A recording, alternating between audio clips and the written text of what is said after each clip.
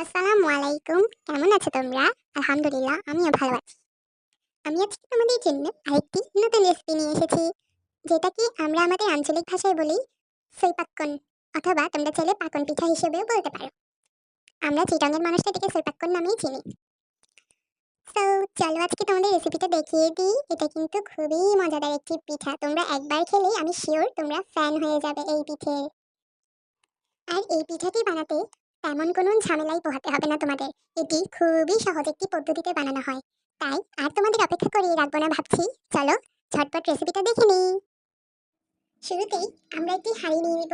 হাঁড়িটির মধ্যে তো যতটুকু পিঠা বানাবো সেই পরিমাণে আন্দাজ মতো পানি নিয়ে নিব। পানিটা একটু বলক চলে আসলে সেখানে আমরা পরিমাণ মতো লবণ দিয়ে দেব।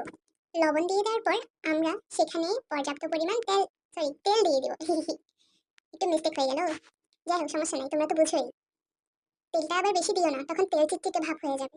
পরিমাণ মতো দিতে হবে যাতে ডোটা সফট হয়, অর্থাৎ নরম হয়। তারপর তেল দিয়ে দেওয়ার পর এটাকে আবারও ভালোভাবে বলক তুলে নেব পানিটাকে। এবার এর মধ্যে পর্যাপ্ত পরিমাণ চিনি দিয়ে দিব। চিনিটা দিয়ে দেওয়ার পর এখানে ভালোভাবে বলক তুলে নেব যাতে চিনিটা পানির সাথে এবং তেলগুলোর সাথে ভালোভাবে মিশ্রিত হয়ে যায়। এরপর আমরা এখানে অল্প অল্প করে ময়দা দিয়ে দেব। আর তোমরা চাইলে আটাও ব্যবহার করতে পারো। ও সরি, আম্মু তো বলেছে এখানে আটা ব্যবহার করেছে, ময়দা নয়। তোমরা চাইলে ময়দা অথবা আটা যে কোনো একটা ব্যবহার করতে পারো। আবার যদি দেখছো তোমাদের কাছে আটা অথবা ময়দা খুব কম পরিমাণে আছে, তাহলে তোমরা চাউলের গুঁড়ির সাথেও এই মিশ্রণটা অর্থাৎ ময়দা অথবা আটাটা মিশাতে পারো। আবার চাউলের গুঁড়ি বেশি দিয়ে দিলে কিন্তু পিঠাটা শক্ত হয়ে যাবে, তাই চাউলের গুঁড়ি অল্প দিতে হবে, বেশি না। এরপর ময়দার এই মিশ্রণটিকে ভালোভাবে পানির সাথে চুলার উপর রেখেই গরম গরম মিশিয়ে নিতে হবে। এটা রেখে দিলে কিন্তু দলা পাকিয়ে আসবে, তাই ময়দা অথবা আটা দেওয়ার সাথে সাথেই তোমরা চেষ্টা করবে এটাকে মিশিয়ে ফেলতে। তো দেখতে পাচ্ছ বন্ধুরা, আমাদের মিশ্রণটা কিন্তু পারফেক্ট ভাবে রেডি। এরপর আমরা এটিকে একটি থালে ট্রান্সফার করে নিয়েছি। এটা কিন্তু এখন প্রচুর গরম, মাত্রই চুলা থেকে নামানো হয়েছে।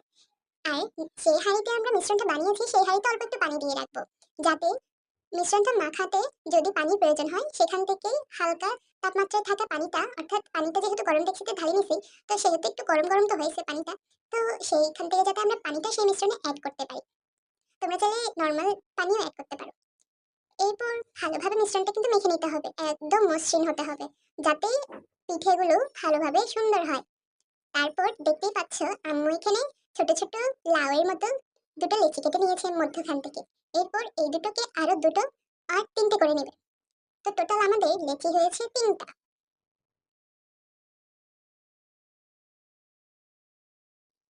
আম্মু এখন তোমাদের বোঝাতে চাচ্ছে ডোটা আসলেই একদম 100-এ 100 হয়েছে।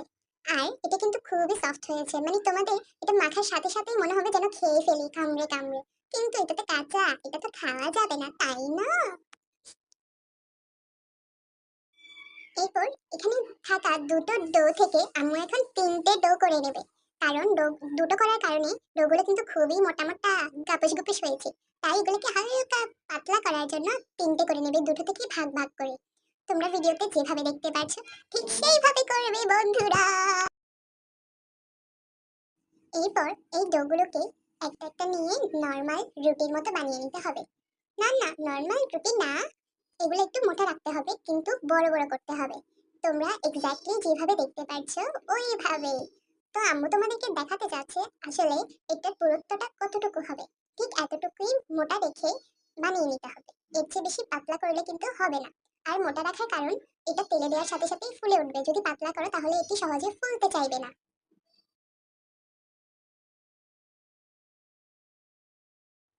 এরপর তোমরা দেখতে পাচ্ছ একটি বাটিতে সয়াবিন তেল নিয়ে এখানে যে ছাঁচ কাটার বলে না, অর্থাৎ পিঠের যে পাশে ডিজাইন দেওয়ার জন্য যে কাটার নেওয়া হয়েছে সেটাকে তেলের মধ্যে কিছুক্ষণ চুবিয়ে রাখা হয়েছে। এরপর তেল থেকে নিয়ে পিঠেগুলো কাটা হচ্ছে এই শেপে। আর শেপগুলো যেমন সুন্দর, পিঠেটা কিন্তু তার চেয়ে বেশি মজা।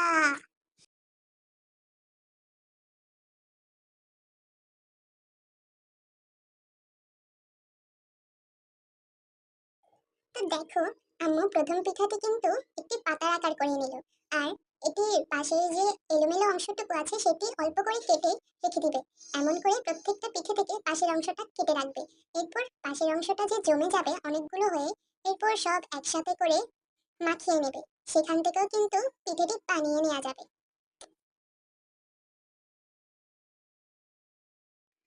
একই নিয়মে কিন্তু প্রত্যেকটা পিঠে বানিয়ে নিতে হবে। আর বাকি যে দুটো ডো রেখেছিল বড় বড় করে, সেগুলো একই প্রসেসে বেলে হালকা মোটা রেখে সেম ভাবে কেটে নিতে হবে। তোমরা কিন্তু ভিডিওটা ভালোভাবে দেখবে, না হলে কিন্তু বুঝতে পারবে না। এই যে দেখো, আমাদের প্রত্যেকটা পিঠা কিন্তু বানানো রেডি, আর এখানে মাশাআল্লাহ অনেকগুলো পিঠাই হয়েছে। এরপর আমরা চলে যাব ভাজাভুজির পর্বে।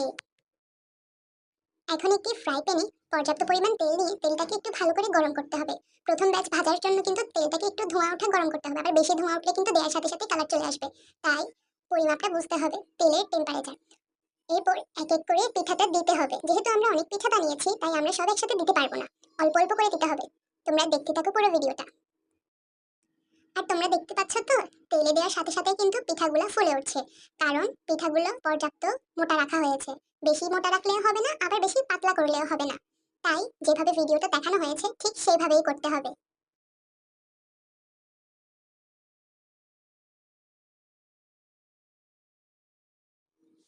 আর আমাদের পিঠাগুলা প্রথমবার ভাজতে গিয়ে একটু কড়া কালার চলে এসেছে, বাট তোমরা চাইলে এর থেকে একটু হালকা করেও কালারটা রাখতে পারো।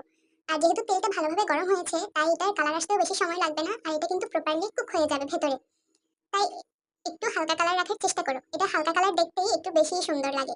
আর যদি এভাবে গাঢ় হয়ে যায়, তাহলে কিন্তু একটু তোমাদের ফ্রাই প্যানের তেলটাও পিঠাটা ভালোভাবে শুষে নেবে। সেক্ষেত্রে একটু বেশি আনহেলদি হয়ে যাবে, তাই না? মানে অতিরিক্ত তেল চিটচিটে হয়ে যাবে।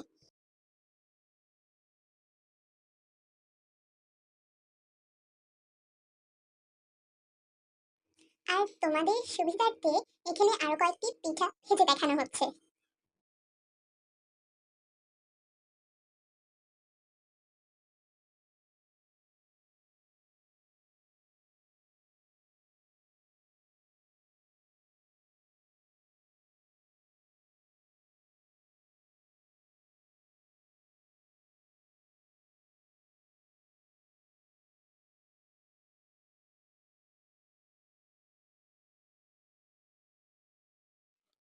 এরপর দেখো, আমাদের কিন্তু সবগুলা পিঠা ভেজে নেওয়া হয়ে গিয়েছে।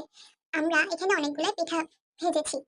আর তোমরা চেষ্টা করবে যেই পাত্রেই রাখো না কেন, থালিতে অথবা বক্সে অথবা প্লেটে যেখানেই রাখো না কেন, প্রথমে একটি পেপার বা ভালো করে কয়েকটা টিস্যু বিছিয়ে দিতে সেই পাত্রের মধ্যে। তাহলে কি হবে, পিঠাটা ঢালার সাথে সাথে পিঠার গায়ে এক্সট্রা তেলগুলো সেই পেপার অথবা টিস্যুটি শুষে নেবে। তাহলে কিন্তু খেতে অতটাও খারাপ লাগবে না। আর এভাবেও রাখতে পারো চাইলে, তবে ভালোভাবে তেলটা ঝরিয়ে নিতে হবে। আমার মা একটু আমার মতো অলস তো, তাই হচ্ছে পেপার বা টিস্যু দিতে ভুলে গিয়েছিল। তোমরা চাইলে দিতে পারো, আবার নাও দিতে পারো যদি আমাদের মতো অলস হও। তো দেখো, আমি এখানে তোমাদেরকে একটি পিঠা ছিঁড়ে দেখাচ্ছি। এটা কিন্তু খুবই সফট হয়েছে, যদিও একটু টেস্টটা বেশি মনে হচ্ছে। কোনো ব্যাপার না, খেয়ে ফেলবো এখনই। তো বন্ধুরা, আজকের ভিডিওটি তোমাদের কেমন লাগলো জানাতে কিন্তু ভুলবে না। তোমরা কিন্তু অবশ্যই অবশ্যই বাসায় যারা কখনো ট্রাই করেনি এটা ট্রাই করতে পারো, আর যারা ট্রাই করেছো অবশ্যই তোমাদের কেমন লাগে পিঠাটা আমাকে কমেন্ট সেকশনে জানাতে পারো। তো আজকের মতো এই পর্যন্তই। তোমরা সবাই ভালো থেকে সুস্থ থেকো। আল্লাহ হাফেজ, টাটা, বাই।